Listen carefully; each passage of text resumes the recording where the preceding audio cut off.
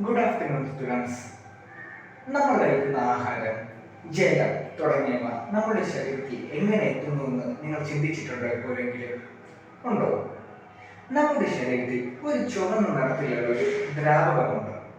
ആർക്കെങ്കിലും അതിനെപ്പറ്റി അറിയാമോ? അതെ, രക്തം. ശരിയാണ്. ഇപ്പോൾ നമ്മൾ ഇന്ന് പഠിക്കാൻ പോകുന്നത് ബ്ലഡിനെ പറ്റിയാണ്. അതായത് നമ്മുടെ ശരീരത്തിലെ ബ്ലഡിനെ പറ്റിയാണ് നമ്മുടെ ക്ലാസ് ഇന്ന് നോക്കാൻ പോകുന്നത്. ഹലോ കൂട്ടുകാരെ, അപ്പോൾ നമുക്കിന്ന് ബ്ലഡിനെ പറ്റി പഠിക്കാം.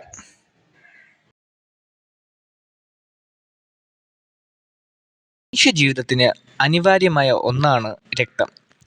ശരീരത്തിലെ കോശങ്ങൾക്ക് പോഷകങ്ങളും ഓക്സിജനും എത്തിക്കുന്നത് രക്തത്തിൻ്റെ പ്രധാന ജോലി. അതുപോലെ തന്നെ ശരീരത്തിലുണ്ടാകുന്ന മാലിന്യങ്ങൾ ശ്വാസകോശം, വൃക്കകൾ, ദഹന സംവിധാനം എന്നിവയിലേക്ക് കൊണ്ടുപോയി പുറത്താക്കുന്നതിനും രക്തം സഹായിക്കുന്നു. കൂടാതെ രോഗാണുക്കളെ നേരിടുന്നതിലും ഹോർമോണുകളെ ശരീരഭാഗങ്ങളിലേക്കും എത്തിക്കുന്നതിലും രക്തത്തിന് വലിയ പങ്കുണ്ട്. രക്തത്തിലെ ഘടകങ്ങൾ. രക്തത്തിൽ പ്രധാനമായി കാണപ്പെടുന്ന ഘടകങ്ങളാണ് പ്ലാസ്മ, ചുവന്ന രക്താണുക്കൾ അഥവാ RBC, വെള്ള രക്താണുക്കൾ WBC, പ്ലേറ്റ്ലെറ്റുകൾ. പ്ലാസ്മ രക്തത്തിലെ മഞ്ഞ നിറമുള്ള ദ്രാവക ഭാഗമാണ്. മനുഷ്യ രക്തത്തിൻ്റെ ഏകദേശം 55% ഭാഗവും പ്ലാസ്മയാണ്. പ്ലാസ്മയിൽ പ്രധാനമായി ജലം, സോൾട്ട്, ആൻറ്റിബോഡികൾ, എൻസൈമുകൾ, പ്രോട്ടീനുകൾ എന്നിവ അടങ്ങിയിരിക്കുന്നു. Red blood cell RBC. മനുഷ്യ രക്തത്തിലെ ഏകദേശം 45% ഭാഗം RBC ആണ്. ഇവ ബൈക്കോൺകേവ് രൂപത്തിലായവയും കേന്ദ്രമില്ലാത്തവയും ആണ്. ഹീമോഗ്ലോബിൻ എന്ന പ്രോട്ടീൻ ഇവയിൽ അടങ്ങിയിട്ടുണ്ട്. ഇത് ഓക്സിജനെ കൊണ്ടുപോകുന്നു. രക്തത്തിലെ ചുവപ്പ് നിറം നൽകുന്നതും ഹീമോഗ്ലോബിനാണ്. ഒരു RBCയുടെ ആയുസ് ഏകദേശം 120 ദിവസമാണ്. ബോൺ മാരോയിലാണ് പുതിയ RBCകൾ രൂപപ്പെടുന്നത്. പ്രധാന പ്രവർത്തനങ്ങൾ: ശ്വാസകോശത്തിൽ നിന്നും ഓക്സിജൻ ശരീരത്തിലെല്ലായിടത്തും എത്തിക്കൽ, കാർബൺ ഡൈ ഓക്സൈഡിനെ തിരിച്ചെത്തിക്കൽ എന്നിവയാണ് RBCയുടെ ധർമ്മം. വൈറ്റ് ബ്ലഡ് സെൽ അഥവാ WBCകൾ. WBCകൾ വളരെ കുറവായ അളവിലാണ് രക്തത്തിൽ കാണപ്പെടുന്നത്, 1% മാത്രം. ഇവയ്ക്ക് ന്യൂക്ലിയസ് ഉണ്ട്, നിറമില്ല, RBCകളേക്കാൾ വലുതാണ്.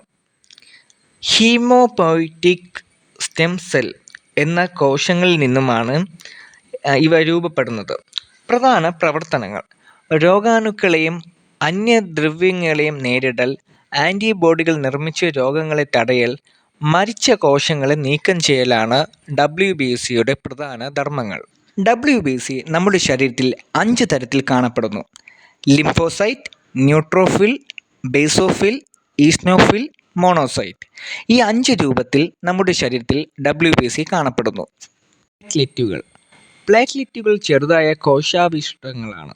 ഇവയ്ക്ക് ഏകദേശം 7 മുതൽ 10 ദിവസം വരെ ആയുസ്സുണ്ട്.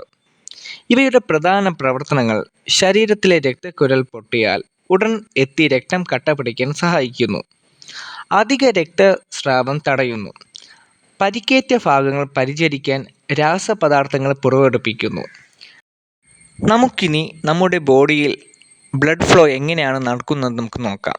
നമ്മൾ ശ്വസിക്കുന്ന വായുവിൽ നിന്നുമുള്ള ഓക്സിജൻ ശ്വാസകോശത്തിലെ ചെറിയ കാപ്പിലറികളിലൂടെ രക്തത്തിലേക്ക് കടക്കുന്നു.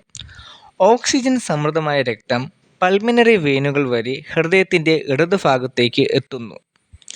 അവിടെ നിന്നും അയോർട്ട വഴി മുഴുവൻ ശരീരത്തിലേക്കും വിതരണം ചെയ്യപ്പെടുന്നു. ഇങ്ങനെ രക്തയോട്ടം ശരീരത്തിൽ നടപ്പിലാക്കപ്പെടുന്നു.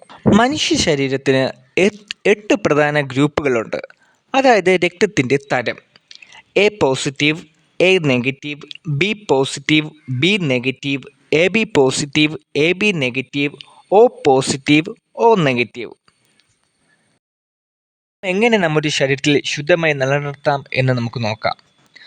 ധാരാളമായി പച്ചക്കറികൾ, ഡ്രൈ ഫ്രൂട്ട്സ്, പഴവർഗ്ഗങ്ങൾ, മുഴുവൻ ധാന്യങ്ങൾ, കുറവ് കൊഴുപ്പുള്ള പാൽവർഗ്ഗങ്ങൾ എന്നിവ കഴിക്കുന്നതിലൂടെ നമുക്ക് നമ്മളുടെ രക്തത്തെ ശുദ്ധമായി സംരക്ഷിക്കാം. അപ്പോൾ എല്ലാവർക്കും ബ്ലഡിനെ പറ്റി മനസ്സിലായല്ലോ. നിങ്ങൾക്ക് ഞാൻ ഒരു ഹോംവർക്ക് തരാം. നിങ്ങൾ വീട്ടിൽ ചെന്ന് നമ്മുടെ ശരീരത്തിലെ ബ്ലഡിലെ ഹീമോഗ്ലോബിനെ കൂട്ടുന്ന വെജിറ്റബിൾസിനെ കണ്ടെത്തി നിങ്ങൾ നോട്ട്ബുക്കിൽ എഴുതി കൊണ്ടുവരിക.